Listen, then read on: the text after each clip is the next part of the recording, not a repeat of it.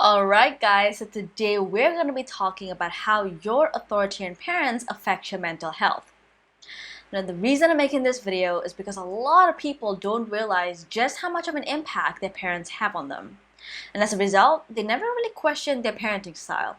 And here's the thing, if you don't actively characterize your parents' parenting style, you never really figure out the origin of a lot of your self-sabotaging traits, and it becomes really hard to create a set of rules on how to interact with your parents that's best for your mental health. And this carries even into adulthood, especially into adulthood. You'll find that it becomes very stressful to just interact with your parents. Now, if that sounds all too familiar, then this video is for you, so keep watching. But before I jump right in, let me introduce myself for those who are new here. My name is Asha, and I work with introverted professionals and I help them overcome social anxiety and shyness so that they can stop people-pleasing, can confidently express themselves, and find their natural assertiveness. Now, what do authoritarian parents look like? In the last video of this series, I talked about overbearing parents and how they are driven by their own fear. Now, authoritarian parents work by trying to trigger your fear. So there's usually a lot of rules in the household, and it comes with very harsh consequences. A lot of yelling, a lot of screaming, and sometimes even physical abuse.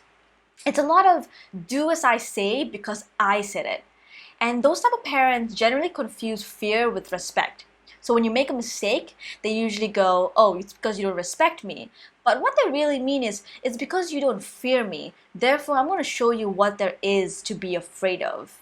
There's usually a lot of screaming, usually a lot of yelling, and you're not allowed to do things on your own. And they put you down unless you follow their version of success. So even if you've got awards and you're doing so amazingly in your own industry, if it's not in something they consider in a legitimate industry, then it's gonna go unnoticed. They're not gonna care.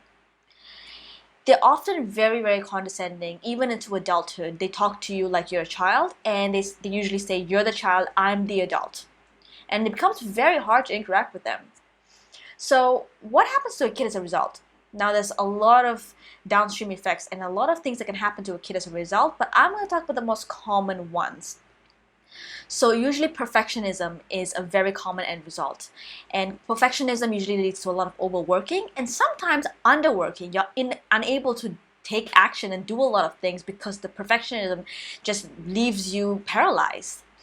So on one hand, you can be very angry as a person. On the other hand, it could be that you minimize yourself as a person and you struggle with toxic kindness and letting people walk all over you.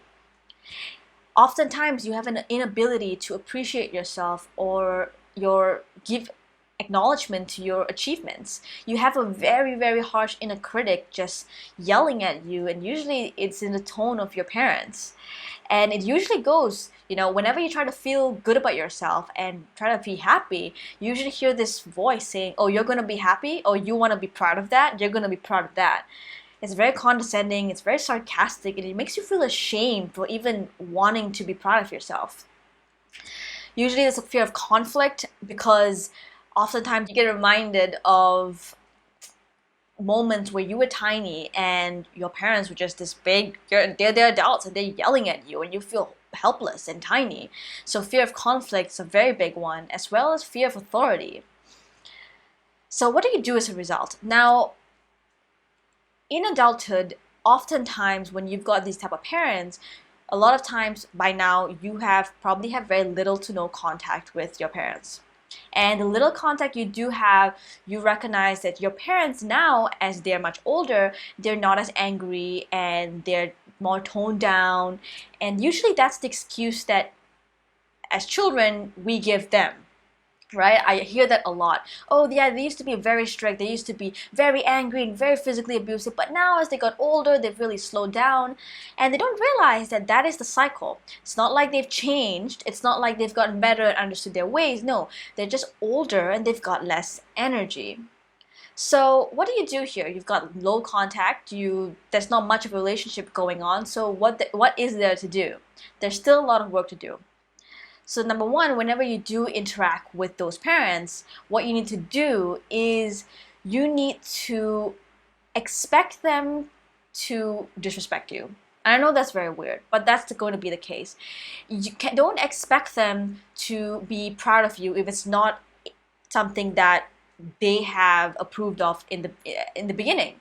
If you have won an award, or if you have done something that is amazing in your own right in a different industry, or you've done something that you think they should be proud of, and your friends are probably proud of you, and everyone around you is proud of you, and you want them to be proud of you, you have to let go of that expectation because they're the same parents as they used to be. And I made a video on this in the past, talking about how you should not expect your parents to be proud of you, because even as an adult, even though they seem to have changed and their behavior has changed, they're still the same parents. The only difference right now is they're not actively parenting you and they are older.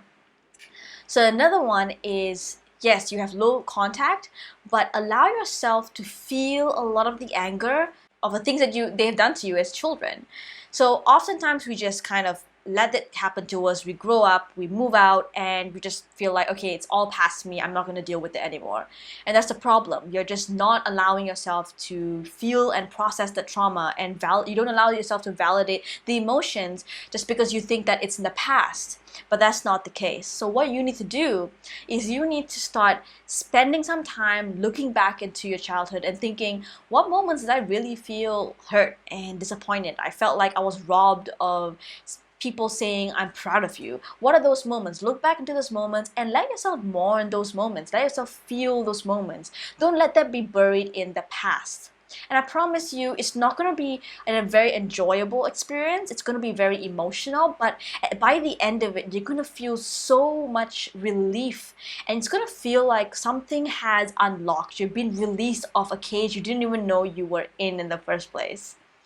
So that is how you will improve your mental health. And even after doing that, when you interact with your parents, it feels like I said, it feels like you have been let out of a cage. A weight has been taken off of you because you allow yourself to process emotions that you have pent up in the past. Alright guys, I hope this has been useful for you guys, and I hope you enjoyed the video. As per usual, for any one of you who'd like to work one-on-one with me so you can find your natural assertiveness, stop being a people pleaser, and finally break out of that shell that you feel like you're trapped in, feel free to book a strategy call with me. The link is in the comments. I'll talk to you guys soon.